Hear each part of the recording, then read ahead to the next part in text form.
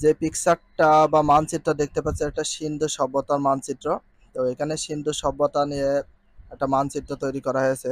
কোন কোন দেশ আছে দেখো, ইন্দো আর্য অনুপ্রবেশ, খাইবার গান, হরপ্পা, সিন্ধু নদ, মহেঞ্জোদারো, বেলুস্তান, পাঞ্জাব, কুরুক্ষেত্র, হিন্দুস্তান, তিব্বত, হিমালয়, সিন্ধু, বেঙ্গল, দাক্ষিণ্য আরব সাগর, তামিলনাড়ু, বঙ্গোপসাগর, শ্রীলঙ্কা, প্রাচীন ভারত, সিন্ধু সভ্যতা। এটা হচ্ছে প্রাচীন ভারতের সিন্ধু সভ্যতা। তো এখানে সবুজ কালারে যেটা দেখা যাচ্ছে এটা কিন্তু প্রাচীন ভারতের সিন্ধু সভ্যতা বিষয়। অরিজিনালি যে মানচিত্রটা আছে সেটা সিন্ধু সভ্যতা মানচিত্র হিসাবে দেখানো হয়েছে। তো সিন্ধু সভ্যতা মানচিত্রে ভৌগোলিক অবস্থানগুলো আলোচনা করি।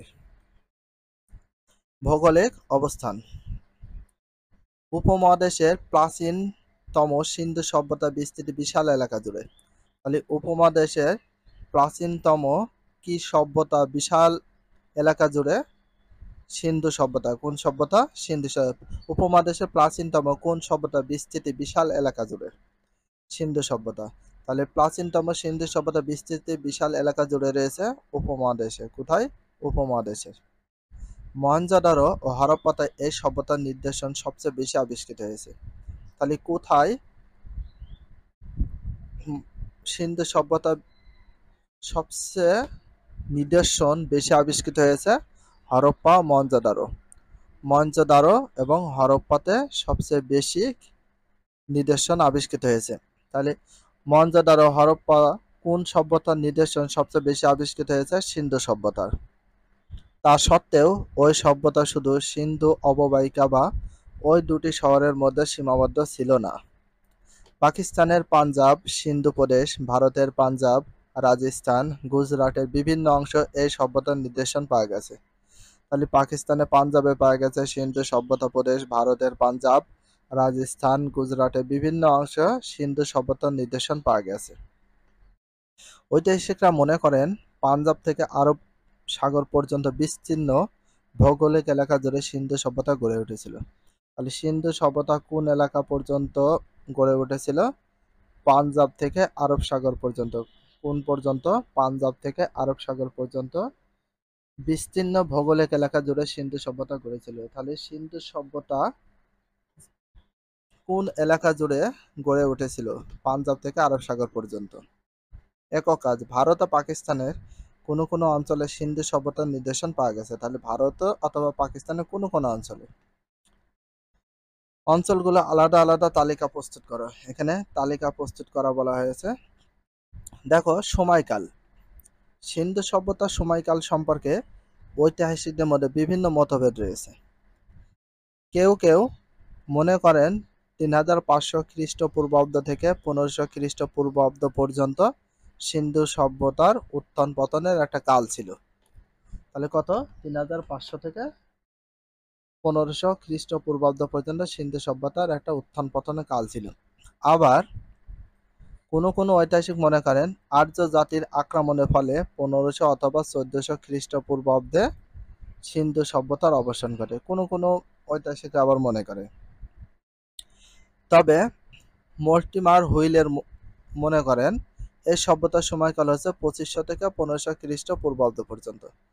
তাহলে 2500 থেকে 1500 খ্রিস্টপূর্বাব্দ পর্যন্ত কে মনে করেন? মর্টিমার হুইলার মনে করেন।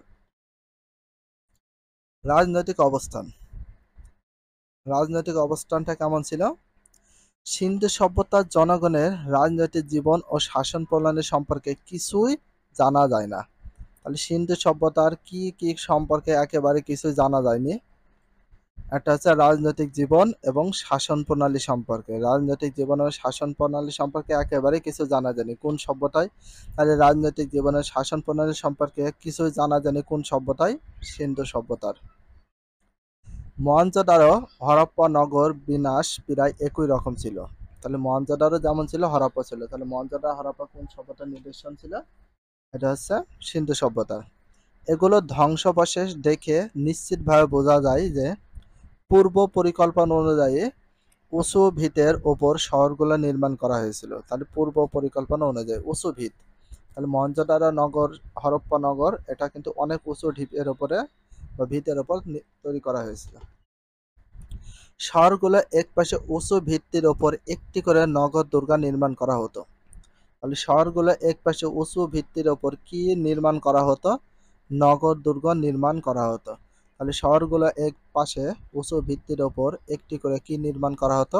নগর দুর্গ নির্মাণ করা হতো। চারদিকে থাকতো প্রাচীর দ্বারা সুরক্ষিত। আর নগরগুলো চারিদিকে কি দ্বারা সুরক্ষিত থাকতো? প্রাচীর দ্বারা সুরক্ষিত থাকতো। তাহলে চারদিকে থাকতো কি দ্বারা সুরক্ষিত? প্রাচীর দ্বারা। নগরের শাসনকর্তারা নগর দুর্গে বাস করতেন। তাহলে সিন্ধু সভ্যতা নগরের শাসনকর্তারা কোথায় বাস করত? নগর দুর্গে বাস করতেন। তাহলে নগরের শাসনকর্তারা নগর দুর্গে বাস করতেন কোন সভ্যতার শাসনকর্তারা? এটা হচ্ছে সিন্ধু সভ্যতার শাসনকর্তারা। প্রশাসনিক বাড়িঘরেও দুর্গের মধ্যে ছিল। তাহলে প্রশাসনিক যত বাড়িঘর ছিল সেটাও কিন্তু দুর্গের ভিতরে ছিল। নগরে ছিল প্রবেশদ্বার।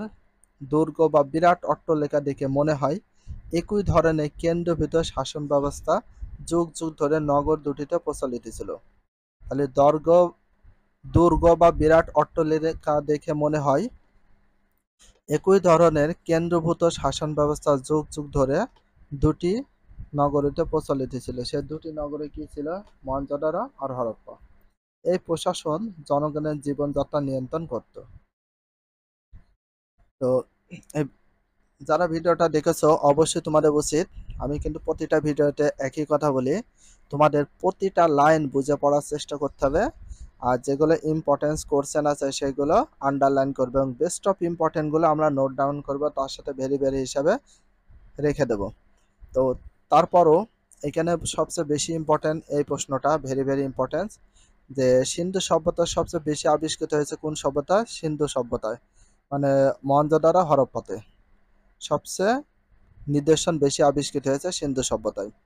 তো অবশ্যই তোমাদের উচিত প্রতিটা লাইন বুঝে পড়া আর প্রতিটা লাইন আন্ডারলাইন করে দিতে হবে, যেগুলো ইম্পর্টেন্স করছেন, ভেরি ভেরি ইম্পর্টেন্স করছেন, নোট ডাউন করে রাখতে হবে। এভাবে যদি তোমরা খুব সুন্দর করে পড়ো তাহলে তোমাদের সৃজনশীল প্রশ্ন এবং বহু নির্বাচনী প্রশ্ন, তার সাথে সংক্ষিপ্ত প্রশ্ন আছে, সেগুলো সহজে হয়ে যাবে। ভিডিওটি এখানে শেষ করছি। যদি ভিডিওটি ভালো লাগে চ্যানেলে সাবস্ক্রাইব করতে হলে ফলো করে দিও, তার সাথে একটা লাইক এবং একটা কমেন্ট করে দিও। নেক্সট ভিডিও পাওয়ার জন্য অবশ্যই বেল আইকনটা অল করে রাখো, যাতে নিউ ভিডিও আপলোডের সাথে সাথে সর্বপ্রথম তোমাদের কাছে নোটিফিকেশনটা পৌঁছে যায়। If you love this video please subscribe my channel, like comment share, hit the bell icon for getting next video. So everyone take care, love you, আল্লাহ হাফেজ, বাই বাই।